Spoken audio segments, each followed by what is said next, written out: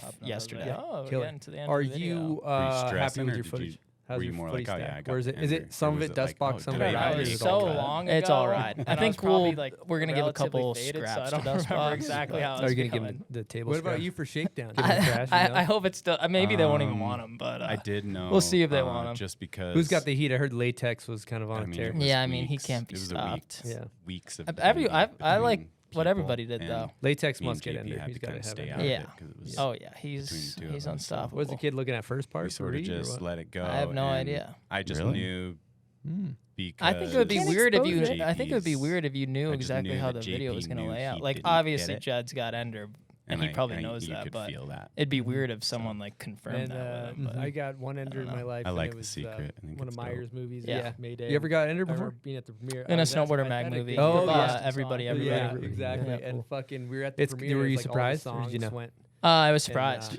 Did you trip out? Everybody, Yeah, I was hyped. When I saw the parts like at the premiere rolling through and didn't see like, my right name when my part popping came up, I was on. like, oh, we're getting to the end of the video. Were you stressing, or did you? I couldn't stop Were you more crying, like, 'cause oh yeah, I I never got thought the I'd get ending, or Ender, was it dude. like, Yeah, oh, I did don't I know. even It make was so the cut? long ago, and I was probably like It's so relatively faded, so I don't remember exactly how I was feeling. What about you for Shakedown, Jones? But like You know? for someone like us, like it's like the world. I to did us. know, Totally, yeah. But it just does mean because. something. I mean, it means.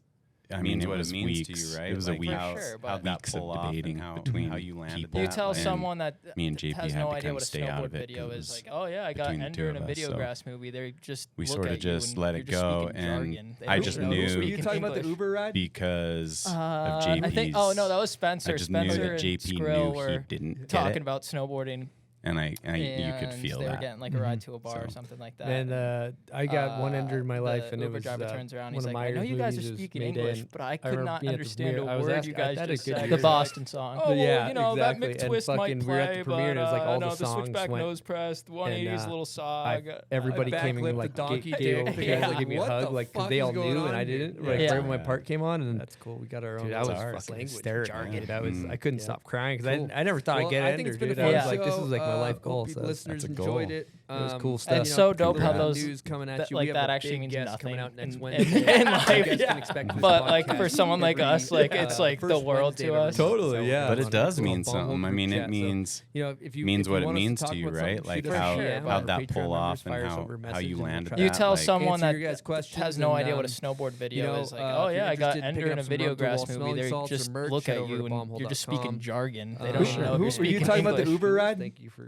I think. Oh no, that was Spencer. haven't been Spencer and having me. Skrill were Thank you. talking about snowboarding, Jeremy? and Sweet. they were getting like a ride to a And bar or sweet. something Thanks, like Jules. that. And Lastly, the Silky Uber driver turns around. Light. He's like, I know you guys are speaking English, but I could not understand a Yeah. word you Yes. guys just said because they're like, oh well, you know that McTwist might play, Silky, but I you're know wrong. the switchback nose pressed, 180's a little sog. I backflipped the donkey dick. Yeah, You guys yeah. like, What what the the fuck fuck is is going going on on here? here? Yeah. That's rad. That's cool. We got our own little ours. language, jargon. Yeah. Cool. Well, I think it's been a fun show. Hope you listeners enjoyed it. You know, a little bit of news coming at you. We have a big guest coming out next Wednesday. And you guys can expect this podcast every the first Wednesday of every month is how we're gonna run it. It's called Bombhole Group Chat. So, you know, if you want us to talk about something, shoot us a DM, or Patreon members fire us over a message, and we'll try to answer your guys' questions. And you know, if you're interested in picking up some Run Through Wall smelling salts and merch, head over to bombhole.com. And lastly, Jules, thank you for coming on the show. It's been fun. It has been fun. Thanks for having me. Reid, thank you. Thank you. Jeremy, Thanks, Jess. and Thanks, Reid. Thanks, Jules. lastly, Soldiers. to Silk Silky D. Light. Should we give Silk D the super air horn? Yeah.